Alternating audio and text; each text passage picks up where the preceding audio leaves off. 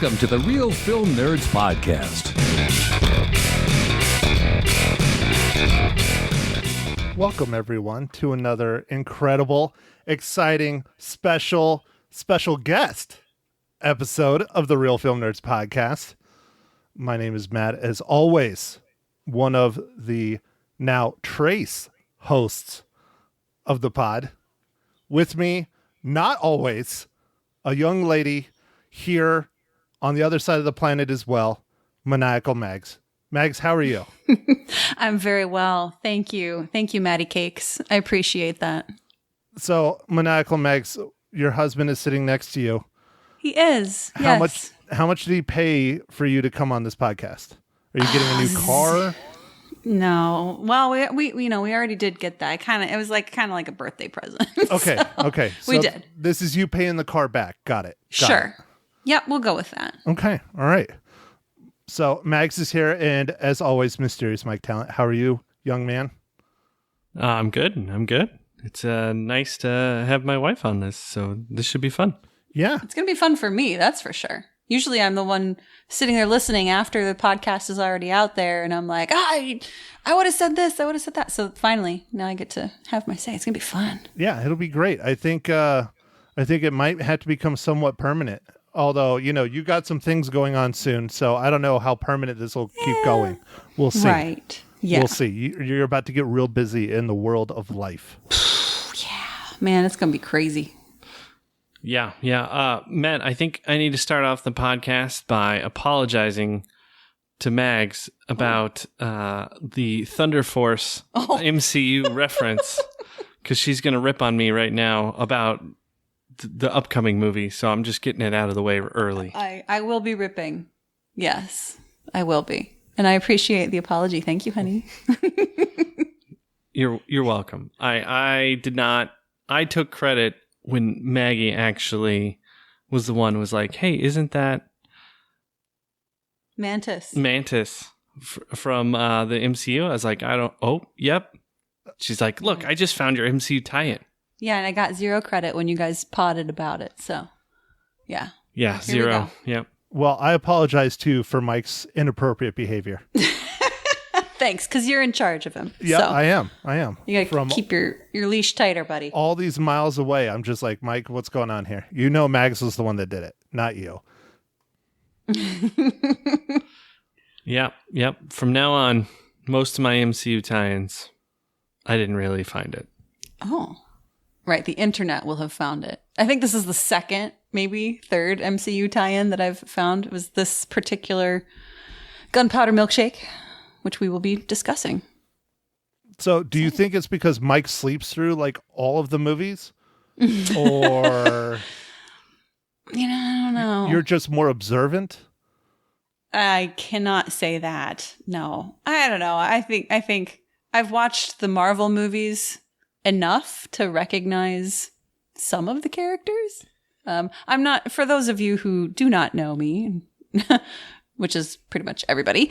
That's not true. I am not know necessarily. You do, but the listeners don't know me, sir. So I am not what you would call a film nerd. I am your average, run-of-the-mill film watcher who most of the time enjoys them because I'm just there for entertainment. And would you say you're film adjacent? I am. Yeah, I guess so. I'm film adjacent. Because I still call them movies. You guys are the film nerds. I'm doing air quotes here, folks. Film nerds. I'm just someone who watches movies and I enjoy them. So, yep. Okay. All right. Well, you heard it here. I'm still pretty sure you're nerdy about other things, though. Oh, yes. Absolutely. Yep. Like riding crotch rockets with Mike on the back? Definitely. He's my bitch. You heard it. Yeah. You heard it here. I'm not the only one that said it on this podcast now. Yep. I like it back there. It's nice. It's not a lot of, I don't have to worry about much. Just hold on, Right. I can take all the bugs. Yeah, less wind resistance. Mm-hmm.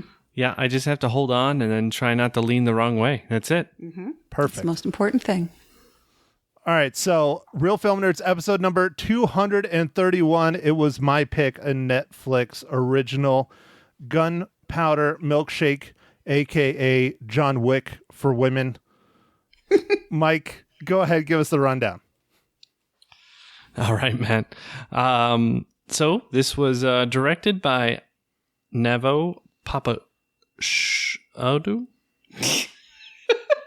and written by the same person with Ewan Levitsky.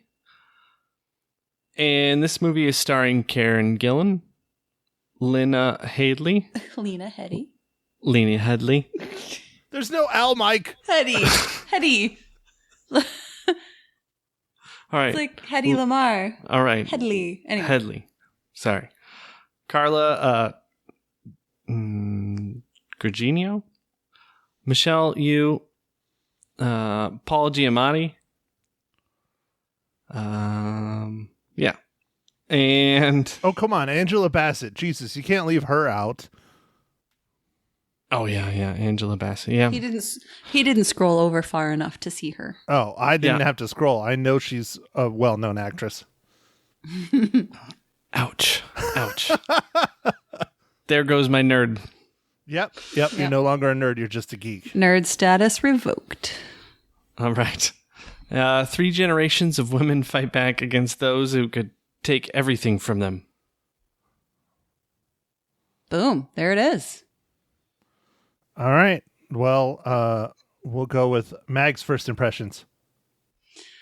Oh, man. No pressure. All right. I really enjoyed this film. I thought it was great to see a bunch of women kicking ass, especially kicking ass of men. That was pretty fun. I liked some of the comedy in it. I thought it was a very well done, very different with the, okay, see, this is where I'm just like an average movie watcher, like the style. I don't even know what you call the style of it. Kind of Kill Bill-ish. No, you're getting it. You're doing it. You're doing it right. Yep. All right. Yeah, that's my impression. I really enjoyed this movie. It's a good time. Mike, you want to go next or you want me to? Sure, I can go next.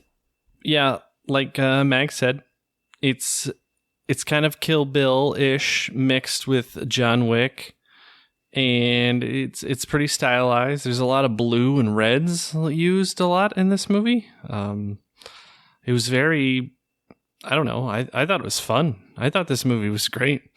I was pleasantly surprised with how good it was and kind of fun and different.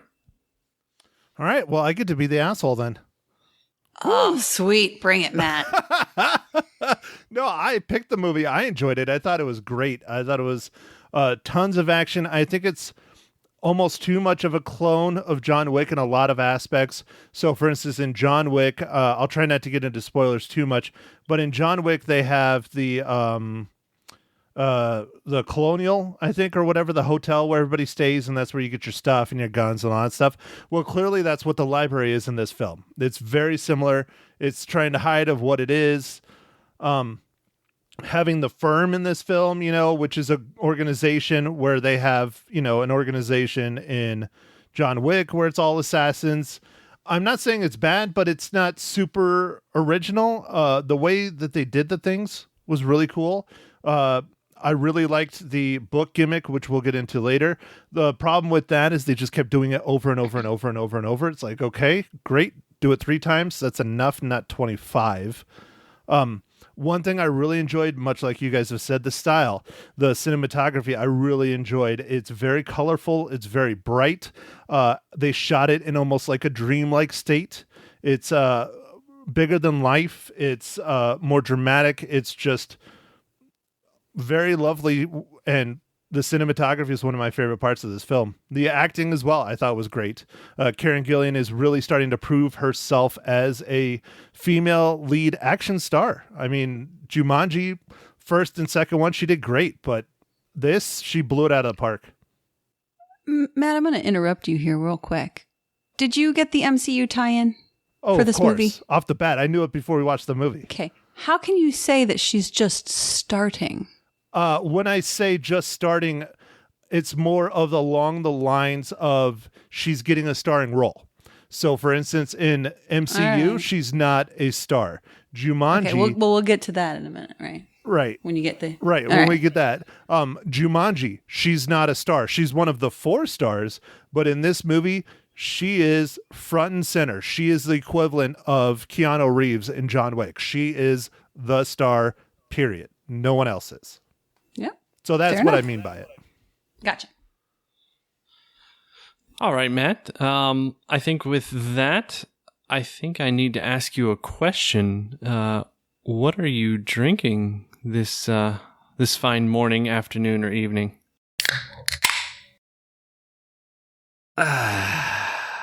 Good night. Oh, wait, that's Truman Show. All right, I am drinking just beers that I have in the fridge. It happens to be a Texas beer that I've drank several times so far. I'm drinking a Shinerbach. I love me some Shinerbachs. Oh, all right, man. Very good. I am drinking a Voodoo Ranger from New Belgium, and it's their Juicy Hazy IPA. Megs, I know you're not drinking an alcoholic beverage, but I know you're drinking something. I am. I'm drinking some high quality H2O here. Another wonderful film reference. Are you sure you don't earn the title of film nerd because you're laying it on pretty thick?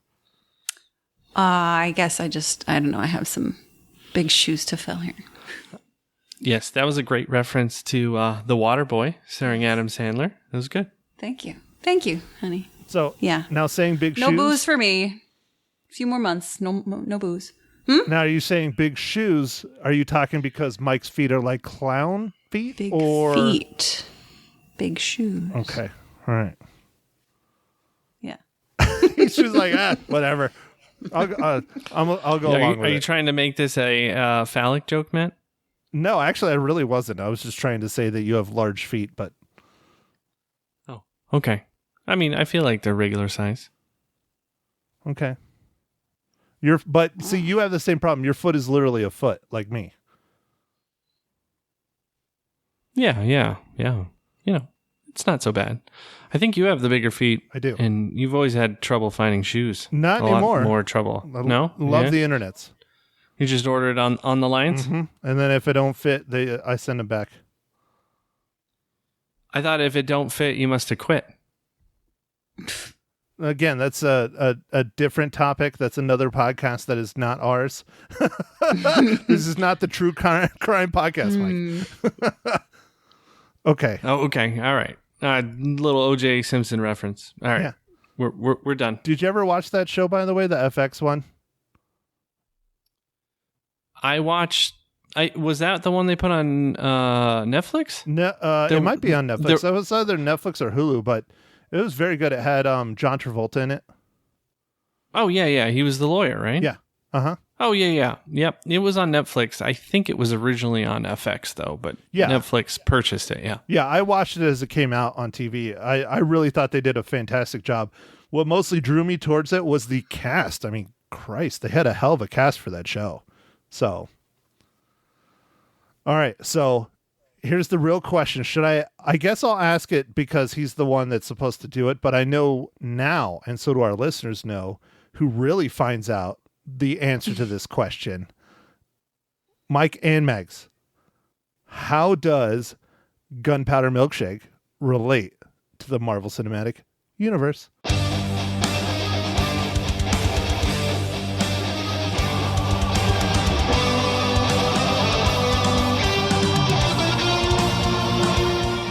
Well, Maddie Cakes, thank you for asking. I would like to go on record and say I was the first one to notice this particular tie-in, and it took my wonderful husband a little bit of time to figure out this particular tie-in. But it is Karen Gillan, the star of Gunpowder Milkshake. She is also Nebula, who is in several of the Marvel movies. I don't even know how many of them she's in, but she's in a lot of them.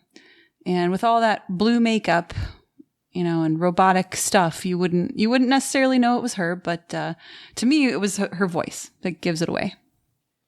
It's a very distinctive voice. Yep. She has a very distinctive voice, and I've just known that it was Karen Gillan forever because, I don't know, I know probably too much about the Marvel Cinematic Universe at times. Can you really know too much about it, though, Matt? Maybe. Because then when you go to trivia one night, you can impress all your friends. I have to have friends in the first place, and then the second place I have to go to trivia too. Right. And the COVID stuff is coming back. It's rearing its ugly head, so the world's going to shut down again. Sadly, yeah. It does appear that way. I don't know how well the theaters are going to make out. I don't know. It's a little sad. It is. I'm quite upset because as we'll get to later on in this podcast, not in this film, there is a film we're going to see in the theaters, and hopefully it's still open by Friday. Yeah, that's true. That's true, Matt. But we will hold off on announcing what that movie is until a little bit later. Yeah, because I'm pretty sure Megs is the one that picked it, because I wouldn't have picked it. Oh, she doesn't know. It looks like she doesn't know what movie it is. I picked it. She does know. She just forgot. Oh, okay. I was going to say. The Jungle Cruise. Damn it, Mike. Yeah. You said you were going to hold off on it. You baited me into it. Okay. All right. You're a master at that. More than you know.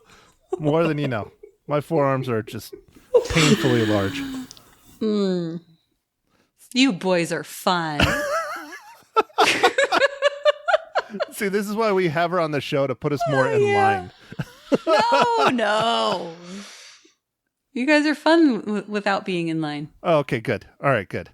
But yeah, I'm just shocked you picked Jungle Cruise, because I think that movie's just going to be absolute crap. But we'll find out on Friday, because I talked my significant other into actually going to the theater with me on Friday. So we'll see how that goes.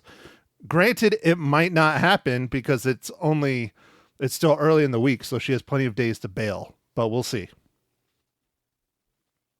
Okay, Matt. Well, I think it's going to be a lot of fun. We've both been on that ride at Disneyland or Disney World or both. And it's pretty easy to kind of make a story out of that. So I think it's going to be fun and creative and good time. Emily Blunt, The Rock, should be good. They did cast it right, that's for sure. So can't go wrong, man. Those are two great actors. I think it's gonna be good. Okay, so speaking of that, let's get back into the Gunpowder Milkshake. Spoilers. Who would like to spoil first? So, Matt, I really, really, really liked the fight scene about mid-movie where our main character is disabled with her arms. In the dentist's office? That's not a dentist's office? Yeah. Yeah. That scene was fantastic. I think they shot that so well, and it was so neat to watch. I just thought it was a blast. I thought it would be really fun to act it too. Like you gotta make sure you're not actually using the muscles in your arms. She's just whipping them around everywhere like big limp Jello spaghetti arms. It was fun. It was funny. In the video game world, they call it ragdoll, right? Oh, yes. She ragdolled it. When was the last time Mike fired up his Xbox? I truly could not tell you that. It was for the last update. When was the last update? Last week? Okay, it was one many moons ago before that. Okay, all right. I'm just harassing you, Mike. One day we will play games again. It's okay. I don't have time to play either. So one day I will blow the dust off and finish Grand Theft Auto 5, which is like a 5 or 6 year old game.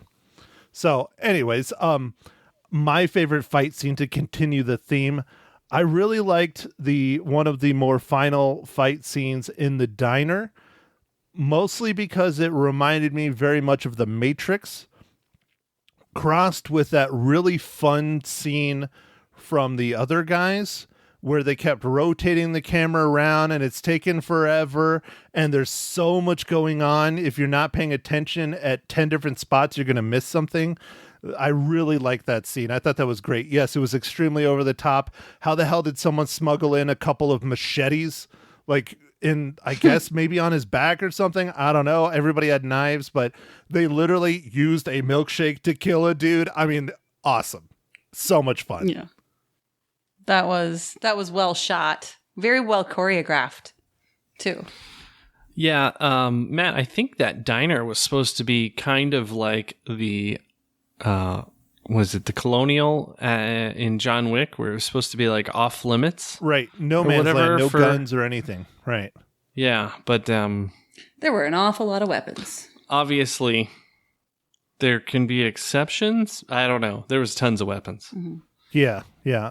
That's one thing. I wish there was a little bit more build-up in this film, an explanation on what's going on. It was really long to begin with. In my opinion, it was over 2 hours. It started out strong. The middle kind of dragged, and then it finished really strong. I think they could have spent a little bit more time at the editing floor, getting some of the useless crap out of it, but that's my personal opinion.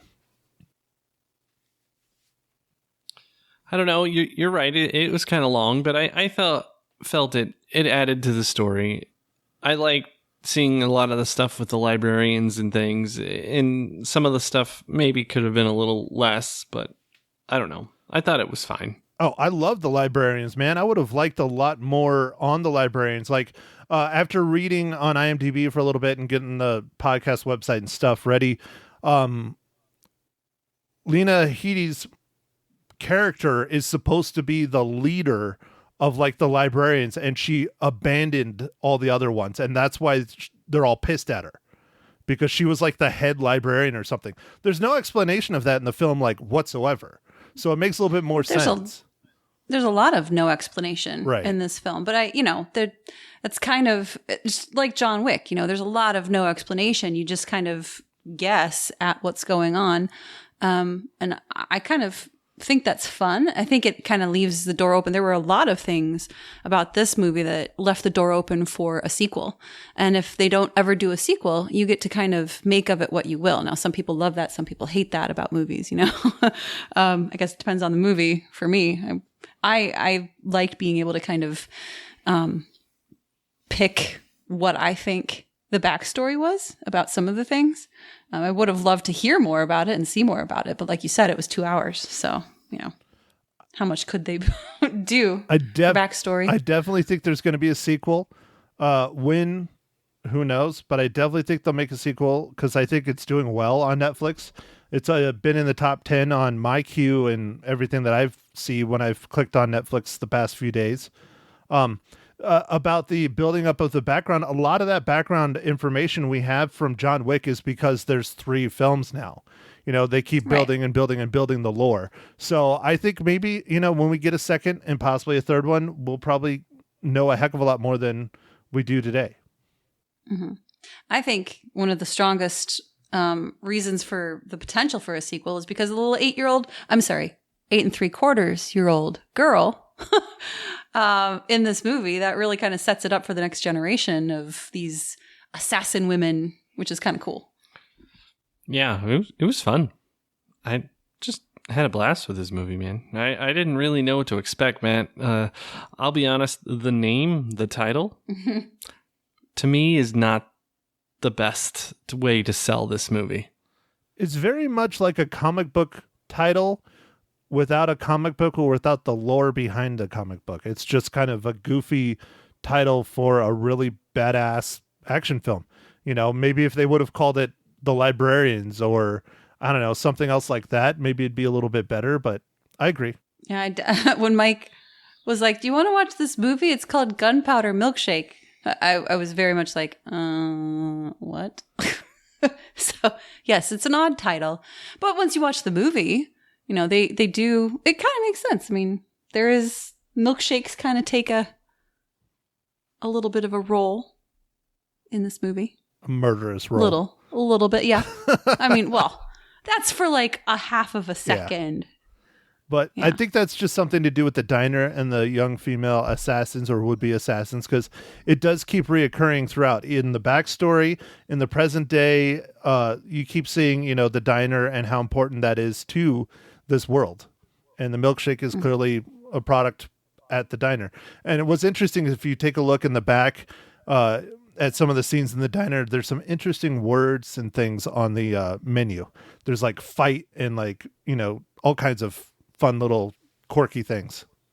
Didn't notice that. They're out of focus. It's kind of hard to read, but Yeah, that's interesting. I mean, part of a lot of the stylized parts of this movie were interesting because it's like there's several times when you go to the diner and it's raining, and that's kind of like it's gonna be a rough, like sad or something's going on there different. And then other times you go there and it's like sunset, and it's like they're very meticulously chosen what is happening when you go there. So like there's a lot of like things like that in this movie. Like when you go to the doctor's office, everything's like super, super white. Like it's color was very used, very a lot in fluorescent. this. Yeah. Very. The bowling alley. Mm-hmm. Boy, oh boy. That was fluorescent. Oh, I loved that the name of it was Gutterball. Yeah. Yeah. And she put on that jacket and wore it for the rest of the movie. That was pretty good. Yeah. That was good too. Although her first outfit was pretty interesting. The typical assassin, big, long leather trench coat with a big, giant, funky hat that really hid who she was. But Yeah, as the female perspective here, I saw that outfit and I was like, seriously, guys? Like, come on. that was Matrix, right? Coming out. Who's gonna fight in that? Like, Yeah. It was like a jumper, like a full body sort of suit that she was wearing with some weird boots. And I don't know. I mean, it's a movie. So, they get to dress the characters however the heck they want to dress them. So you're wasn't you're more about cup of the tea. jacket and the Yeah. shorts. Yeah. More practical. Yeah. I'm a shorts and t-shirt kind of gal. I'm definitely not a stylistic woman. So yeah, I think that the bowling jacket is much more up my alley. Oh. But oh, boom. That's it, Mike. Dad jokes. You're replaced. She's got better jokes than you. Boom. Dude, she's got so many dad jokes. She kills me. Like, I mean, I got nothing. It's mom jokes now. Yep. It's mom jokes. That was a good one. Mm-hmm. You're welcome, listener. Yeah, I'm full of those. So if you don't like those, we're not going to be friends. So if you want to send in your mom jokes, Mags Yes, at Real Film Nerds. Please. I love terrible jokes, especially punny ones. They're great. Okay, so not punny jokes. How many reels? Ooh. I'm coming out strong. I'm giving this movie 4 reels. Wow. Yeah. 4 reels. Is Mike going to be the surprise shocker and give high reels again, much like last week with 4.5? Jude, seriously, I don't remember the last time you gave a 4.5. I know, I didn't either. So I decided that I need to, I don't know, but I also enjoyed that movie quite a bit, and I enjoyed this movie quite a bit. Maybe it's just right now You're enjoying life. I'm enjoying life. Yes. So I'm gonna give this 4 reels from me. Well, you know what's really awesome about this?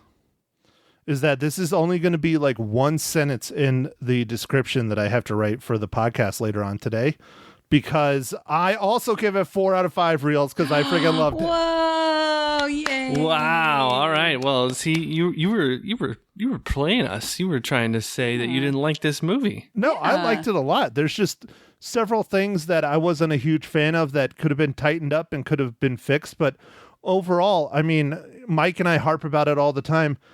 Story is a big part. This had a wonderful story. For me, being a super visual person, style and cinematography is huge, and that really was great in this film, and that brought it up for me. And then third's probably acting, and the acting was very good too. I mean, look at the star-studded cast in this. I mean, it's fantastic. Yeah, I Totally agree. I thought that the story, and when I listened to your podcast, you guys, I'm completely in agreement with you. The story is so important. If the story sucks, doesn't matter how good the cinematography is, doesn't matter how great the acting is, the movie's going to suck. And this story was really good. And especially because it was all chicks kicking ass. And I loved that. Seriously. There's even, they called the guys who were supposed to be the men, who were also supposed to be assassins and stuff. They called them boneheads. Yeah. And they totally acted like boneheads. And it was great. Oh, and I thought it was kind of ridiculous how they hauled them around in a school bus. Oh yeah. Those guys. Yep. It was just like, yeah, so clearly, this movie knows exactly what these guys are. They are cannon fodder. Let's just make sure we have enough of it. Yeah, the second scene, with the fight and her arms are numb, but it was great because the characters in that were all like high on the nitrous oxide. Oh yeah, and it was just. It was a fun. They did that stuff great, man. That was just a fun scene. Like, it was funny to watch. They're literally in the middle of killing people, but it's funny. They're laughing. I'm laughing about it now. It was good. It was good. And the dentist is trying to reprimand him, and then he's like, "This is for pain," and then he takes a big old huff too. So yeah, good times. Good times. Everybody loves laughing gas. Yeah. And the scene before that at the bowling alley where it's, her against the three boneheads, she's just taking them to the cleaners. I particularly enjoyed when she used a bowling ball and like bowled into one of the guy's faces, knocked him out. That was good.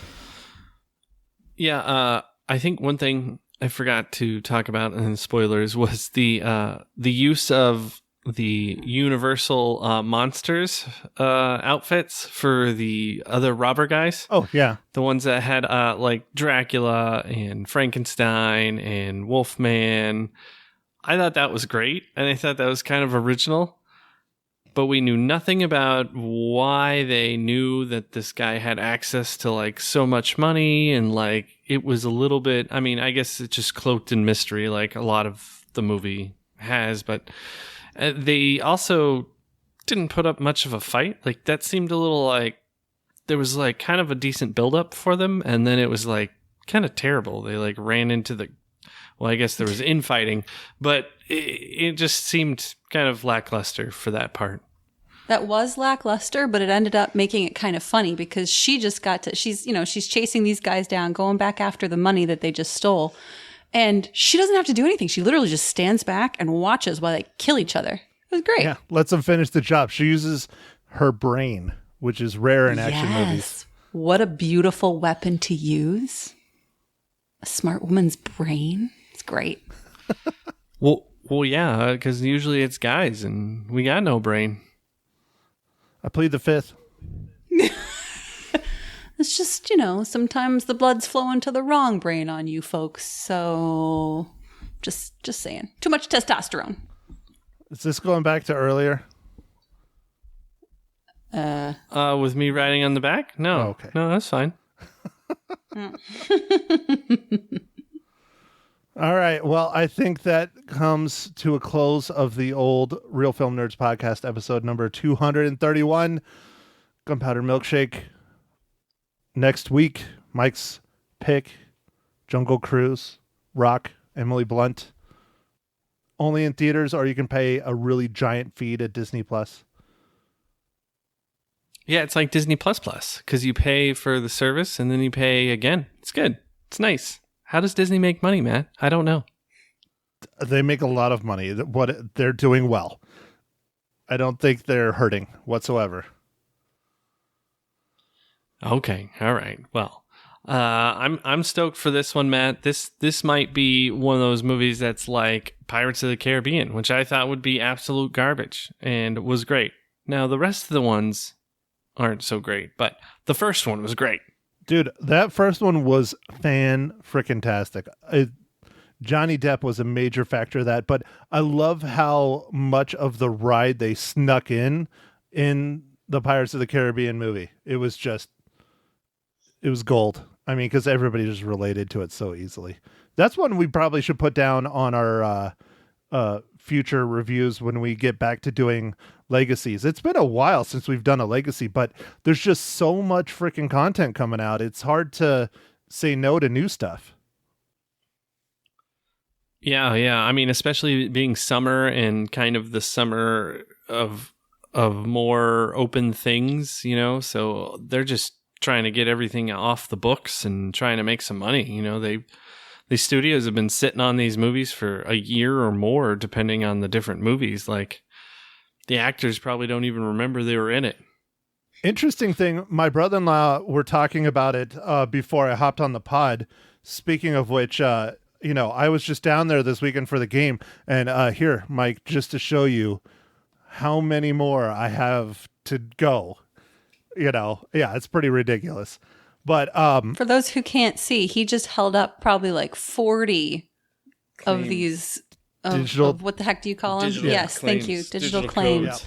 Whoa. Yep. Folks. He buys a lot of movies, but my brother-in-law was pointing out that all the new movies this year that have come out, like A Quiet Place 2, Spiral, stuff like that was supposed to come out last year, and it's just now coming out, that the Blu-ray releases are literally like 30 days from the day they release in the theater, because there's just warehouses full of these Blu-rays that have been ready to go since last year.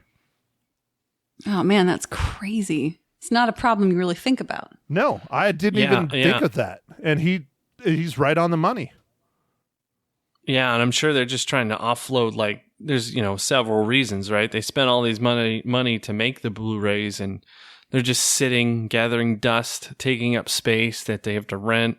So anything they can to get rid of them. So the 30-day window might just start to be kind of permanent, you know, where 30 days from when the movie comes out in the theater, it might be available on Blu-ray. I know the video on demand kind of has something like that, but I don't remember the exact window. But the windows are getting smaller and smaller. Yeah.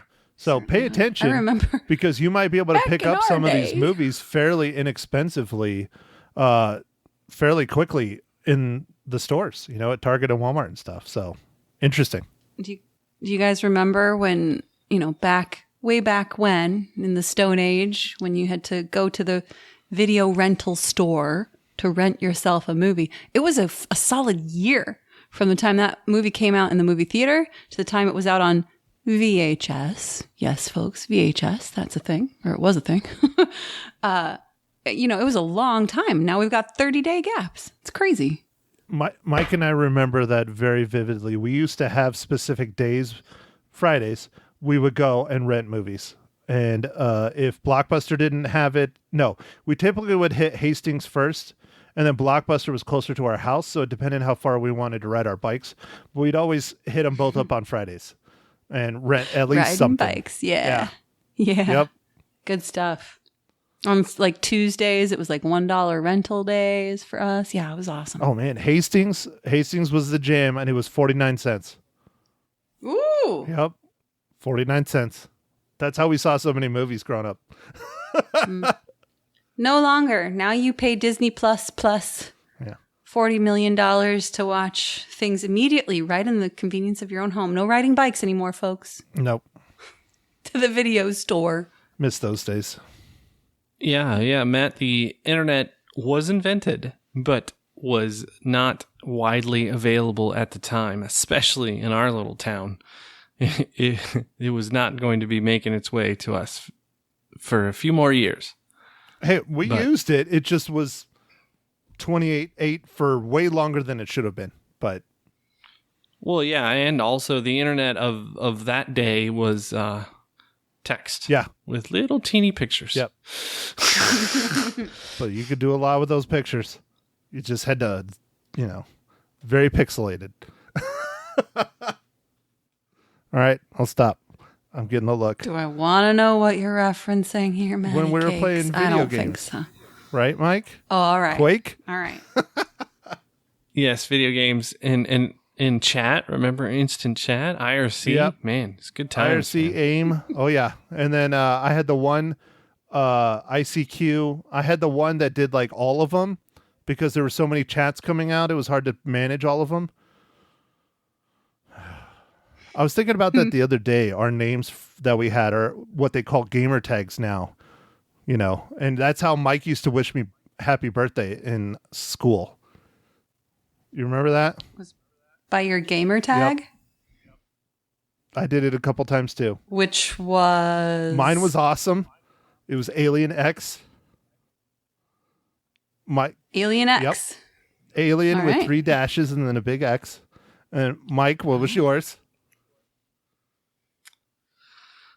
I can't remember. How do you not remember? It was Voodoo. He's got a big grin on his you face. goober. It was Voodoo, but he didn't know how to spell it.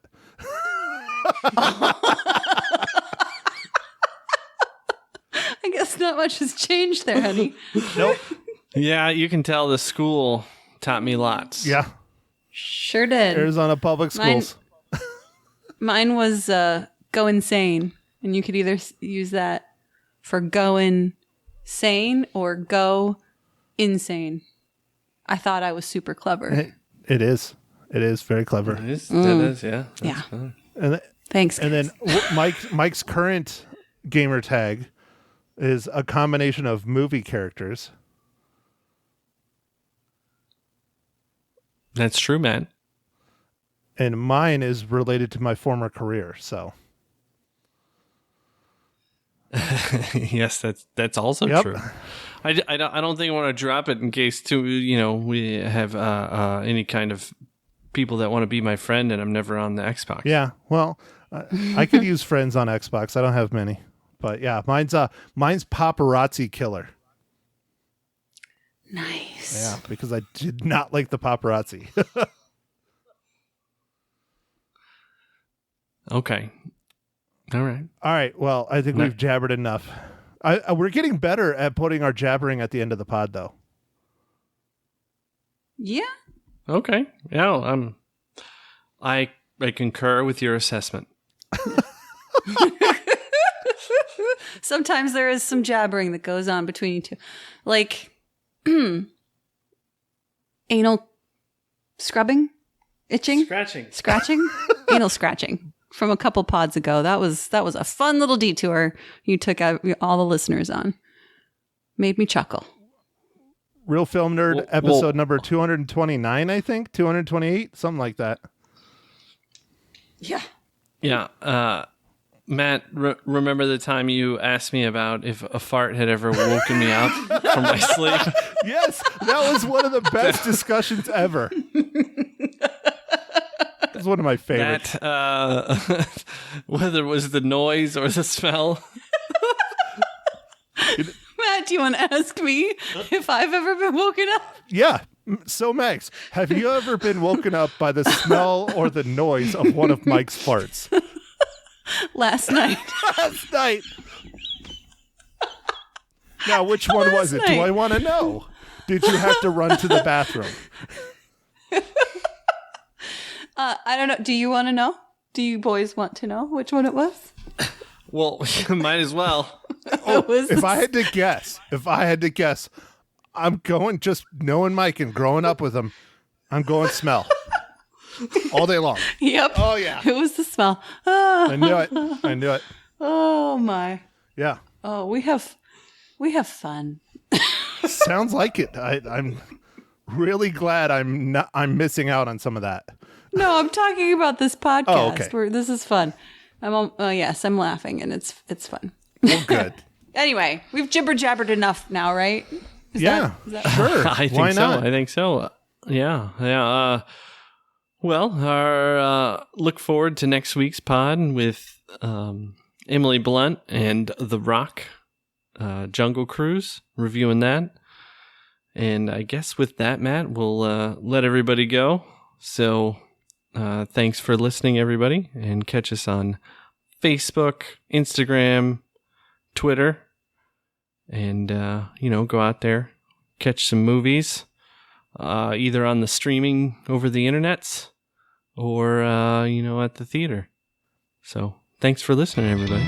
Thank you for listening to The Real Film Nerds. Now, don't forget to follow us on Facebook, Twitter, and Instagram at Real Film Nerds. Now, go out and catch a movie.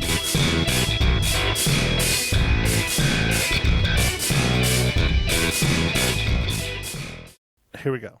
Do do do do do do do do do. That's the intro music. I love it. What do you think? You like that music? It's free. It's upbeat. Yeah, it's fine. Everyone says it reminds them of Seinfeld. He's here, the one, the only. Matt Hinshaw from the Real Film Nerds podcast on Magic 99.1. Good morning, Matty. Hi, Eliza.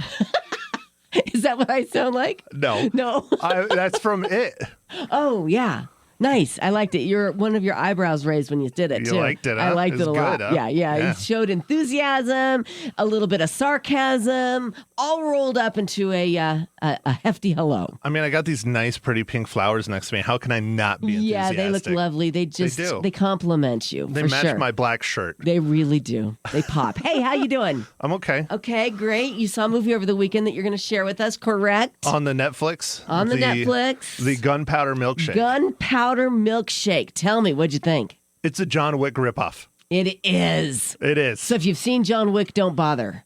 No, I think you'll enjoy it. It's you definitely will not like it because it's nonstop action from start to finish. Well, I don't mind the action. I don't like the violence. Okay, well, there's lots of violence with the action. Okay. Lots of violent murder. action. Okay. Yeah, no, they'll probably pass on Gunpowder Milkshake. So it has a lot of action at the start. It kind of lulls in the middle, and then it just has this massive finale of pure action and Violence. death. Yes.